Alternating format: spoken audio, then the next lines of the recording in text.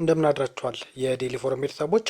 በሰሜን ኢትዮጵያ ዳግም አስከፊ ጦርነት ሊቀሰቀስ ይችላል የሚል ከፍተኛ ውጥረት በማየሉና የህዝብ ስጋት መጨመሩን ተከትሎ አሜሪካ የፖለቲካ አመራሮች ከግጭት ትርክት ወጥተው በድርቅና በሰብአዊ ቀውስ ላይ እንዲያተኩሩ ጥሪ አቅርባለች። በኢትዮጵያ የአሜሪካ አምባሳደር ኤቨር ማሲንጋ በአፍሪካ ህብረት የአሜሪካ ልዑክ ቻርጅ ዲኤፈር ዋልተር ፓርስ ነሐሴ 25-26 በጋራ ባወጡት አስቸኳይ መግለጫ የፕሪቶሪያዊ ግጭት ማቆም ስምምነት ያስቆመው የጦርነት ሰቆቃ ዳግም እንዳይመለስ አስጠንቅቀዋል። ዲፕሎማቶቹ በመግለጫቸው የአፍሪካ ህብረት ከፍተኛ ተወካይ የሆኑት የቀድሞ የናይጄሪያ ፕሬዝዳንት ኦሉሴጉን ኦባሳንጆ ሰኞ በመቀሌ ያደረጉት ጉብኝት እንደሚያበረታቱ ገልጸዋል። አሁንም በሰሜን የሀገሪቱ ክፍል ያለው አሳሳቢ የህዝብ ፍርሃትና ውጥረት የኦባሳንጆ ሚና እጅግ ወሳኝ እንደሚያደርገውም ነው አምባሳደሩ ያስታወቁት።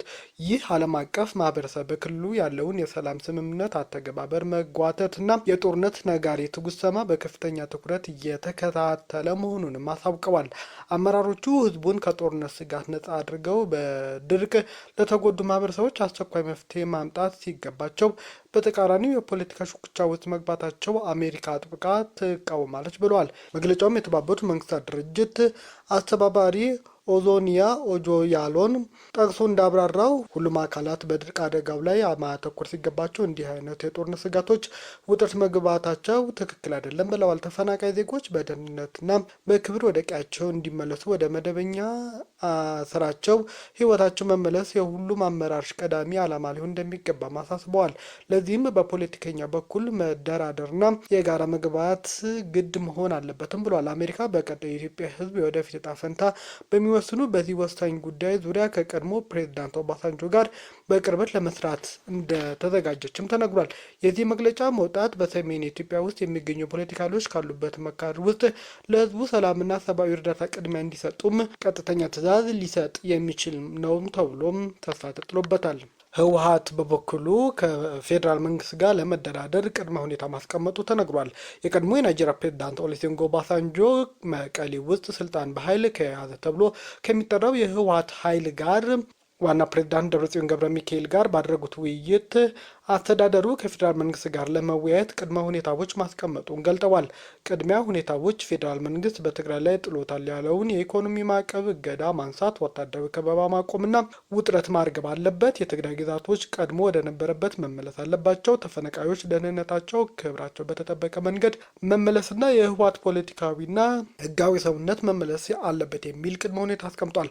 አስተዳደሩ ትርጉም ያለው ገንቢና ለውጥ የሚያመጣ የሰላም ውይይት በማንኛውም ሁኔታ ለማካሄድ ዝግጁ መሆኑን ያረጋገጠ ሲሆን በሰኔው ተመሳሳይ ውይይት መሰረት ኦባሳንጆ ትርጉም ያለው ክትትል ቁጥጥር አላደረጉም በማለት የተቸው አስተዳደሩ ኦባሳንጆ ከፌዴራል መንግስት ጋር ተወያይተው በአንድ ወይም 2 ሳምንት ውስጥ ወደ ትግራይ እንዲመለሱም መነጋገራቸውን የተነገረው። ሱዳን የጦር መሳሪያ ማዕቀብ ሊጣልባት መሆኑ ተሰማ። የተባበሩት መንግስታት የጸጥታው ምክር ቤት የዳርፉር የጦር መሳሪያ ማዕቀብ በመላ ሱዳን እንዲተገበር ሀሳብ ቀረበለት። ሀሳቡ የሱዳን የእርስ በርስ ጦርነት ያቆም ይሆን የሚል ጥያቄ ማስነስቷል። ማዕቀቡ ተግባራዊ ካልሆነ ጦርነቱ አጎራባች ሀገሮች ወደ ጦርነት የበለጠ ሊስብ ይችላልም ተብሎ ስጋት ተፈጥሮበታል። አሜሪካ በዳርፉር ያለው የተባበሩት መንግስታት የጦር መሳሪያ ማዕቀብ መላው ሱዳን እንዲሸፍን ስትል ሀሳብ አቅርባለች። ሰኞ የአሜሪካ አምባሳደር ማሳድ ብሎስ በኒውዮርክ በተካሄደ የተባበሩት መንግስታት የጸጥታው ምክር ቤት ስብሰባ ላይ ሀሳብ አቅርበዋል። ብሎስ በሱዳን የፈጥኖ ደራሽ ኃይሉ አርኤስኤፍ እና በሱዳን መንግስት መካከል የሚካሄደው ዘርን መሰረት ያደረገ ጥቃትና አስፈሪው ጭፍጨፋም ሁለቱም ኃይሎች ሱዳን ለማስተዳደር ያላቸው ጥያቄ ውድቅ አድርገው ተናግረዋል። ብሎስ የውጭ የገንዘብና ወታደራዊ ድጋፍ ግጭቱን እያባበሰና አጎራባች ሀገሮች ወደ ጦርነቱ የበለጠ እንዲሳቡ እያደረገ ነው ሲሉም አስታውቀዋል። የዳርፉር ማዕቀብ ለሁለቱ 10 ዓመታት ተግባራዊ ሆኖ መቆየቱን ያስታወቁ ሲሆን ማዕቀቡ ካልተሻሻለ ከ20 ዓመት በኋላ በጎርጎሮሳውያኑ መስከረም 12 2026 ያበቃል። ማዕቀቡ መላው ሱዳን እንዲያጠቃልልና እንዲሰፋ የጸጥታው ምክር ቤት ድምጽ ያስፈልገዋል። የሱዳን የተባበሩት መንግስታት አምባሳደር የምክር ቤቱ አባላት አሁን ያለው ማዕቀብ ቴክኒካዊ ማራዘሚያ እንዲደግፉ አሳስበዋል። ከዚህ በተጨማሪም የጦር ሰራዊቱን የሚያደናቅፉና የሲቪሎችን ጥበቃ የሚያዳክሙ ለውጦችም አስጠንቅቀዋል። ሩሲያ አሁን ባለው ስምምነት ላይ በተደረጉ ለውጦች ላይ ጥርጣሬዋን ገልጻለች። እንደ ሩሲያ ማዕቀቡ ማስፋት የሱዳን ጦር ውጤታማነት ሊጎዳ ይችላል። በሱዳን ለ4 ዓመት እየተካሄደ ባለው ጦርነት በ10 ሺዎች የሚቆጠሩ ሰዎች ተጎድተዋል። በሚሊዮን የሚቆጠሩ ሲቪሎች ከመኖሪያ ቀያቸው ተፈናቅለዋል። የሱዳን ጦር በሀገሪቱ ሰሜናዊ፣ ማዕከላዊና ምስራቃዊ ክልሎች ተቆጣጥሮ ይገኛል። የሱዳን ፈጥኖ ደራሽ ኃይል RSF በበኩሉ የሱዳን ምዕራብና ደቡባዊ ምዕራብ የሚገኝ የዳርፉር ክልል አብዛኛው ክፍል እንዲቆጣጠራል። የሱዳን ፈጥኖ ደራሽ ኃይል ወይም RSF በኢትዮጵያ እንዲሁም በዩናይትድ አረብ ኤሚሬት ይደገፋል ተብሎ የሚታማ ሲሆን የሱዳን ጦር የአልቡርሃን ጦር በበኩል ደግሞ በሳውዲ አረቢያ፣ በኤርትራ እና በግብፅ እንዲሁም በህወሓት ድጋፍ እንደሚሰጠውም ይሰማል። ትራምፕ ኢራን ለሰራዊቷ ደሞዝ መክፈል እያቃታት ነው ሲሉም ከሰሱም። የኢራን መንግስት አሁን ላይ ለጦር ሰራዊቱ በቂ ደሞዝ መክፈል አልቻለም ነው ያሉት ፕሬዝዳንት ትራምፕ የኢራን መንግስት ለአብዛኛው የሀገሪቱ ጦር ሰራዊት ወርሃዊ ደሞዝ መክፈል የማይችልበት ደረጃ ደርሷል፣ አስተዳደሩም አዳክመነዋል ብለዋል። ፕሬዝዳንቱ በማህበራዊ ሚዲያ ልጥፋቸው ባስተላለፉት መልእክት የከሰረው ብለው የጠሩት የኢራን እስላማዊ ሪፐብሊክ ለአብዛኛው ወታደሮቹ መክፈል ያልቻለ ሆኖ ሳለ ህዝቡ እየተቃወመ ባልሆነበት ጊዜ እንኳን በከፍተኛ ሁኔታ ዜጎቹን እየገደለ ነው ሲሉም ተናግረዋል። ትራምፕ የኢራን መንግስት ተቃዋሚዎች ላይ የሚፈጽመውን ግድያ ሰብአዊ ቀውስ በማለት በትሩዝ ማህበራዊ ትስስር ገጻቸው ላይ ኮንነውታል።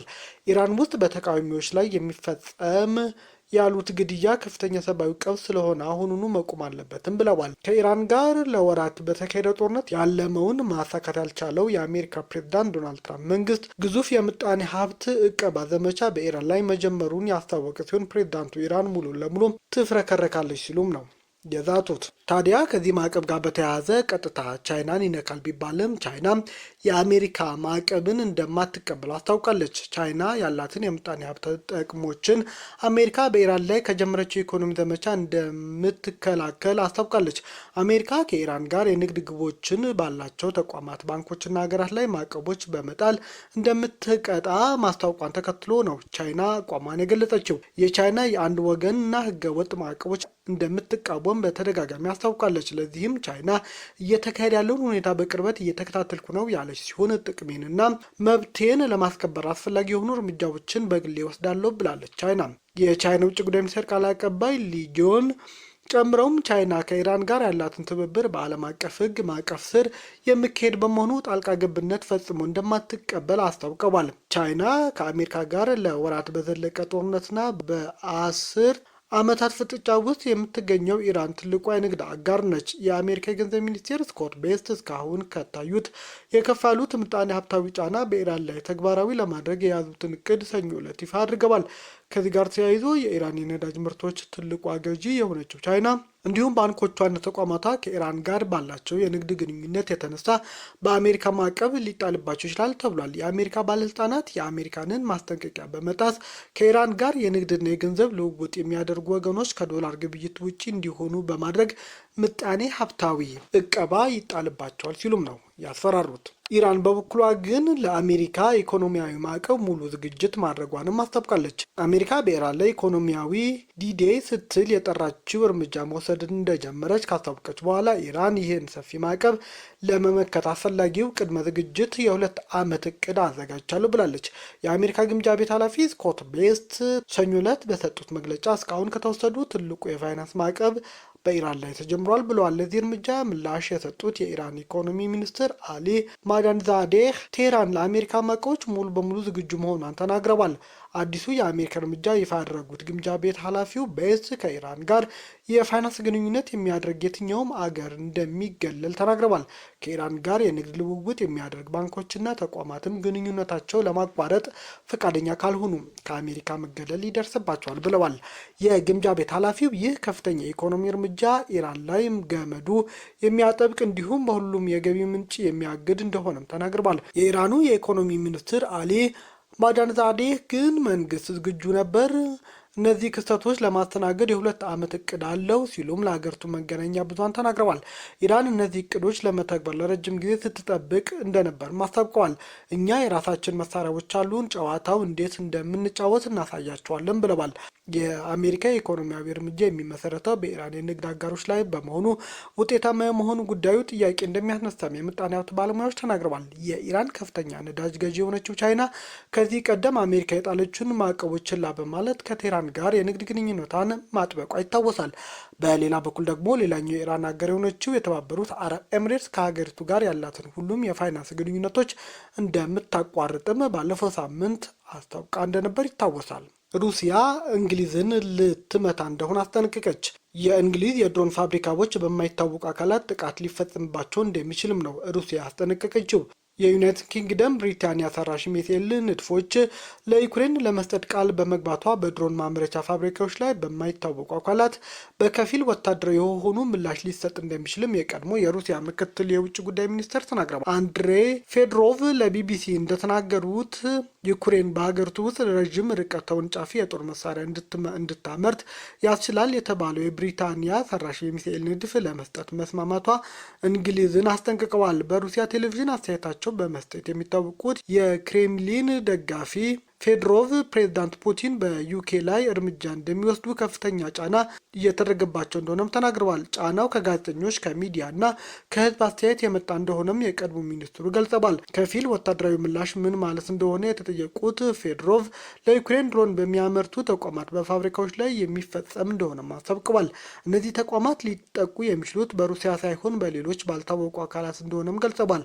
የቀድሞ ሚኒስትሩ የሰጡት አስተያየት የክሬምሊያ ቃል አቀባይ ድሜትሪቭ ፔስኮቭ ሰኞ ዕለት ከተናገሩት ጋር ተመሳሳይም ሆኗል። ዩኬ ለዩክሬን ሚሳኤል በመስጠትና መወሰኗ ሰላም ለማምጣት እየተደረገ ያለውን ሂደት የሚያደናቅፍ ሲሉም አስታውቋል። ጨምሮም የሩሲያ ጦር የሚሳኤል ማምረቻዎችን ለማውደም መገናኛዎችን ለመለየት መረጃ እየሰበሰበ እንደሆነም ተናግረዋል። የዩኬ ጠቅላይ ሚኒስትር አንድሪ በርሃም በበኩላቸው እሳቱን ማን ነው የጀመረው? ጥያቄው ይህ ነው ሲሉም ተናግረዋል። በርሃም ወደ ስልጣን ከመጡ በኋላ ሰኞ ዕለት በዩክሬን የመጀመሪያውን የውጭ ሀገር ጉብኝት አድርገዋል። በዚህም ጉብኝታቸው ከቅርብ ሳምንት ወዲህ የተጠናከረውን የሩሲያ ጥቃት ምክንያት በማድረግ ሀገራቸው ለዩክሬን የምታደርገው ድጋፍ እንደምትቀጥልም ነው ያረጋገጡት። ቤተሰቦቻችን ቪዲዮውን ላይክ አድርጉ፣ ለሌሎችም ሼር አድርጉ። አዲስ የሆናችሁ ደግሞ ሰብስክራይብ በማድረግ ቤተሰብ ይሁኑ። ሰናይ ጊዜ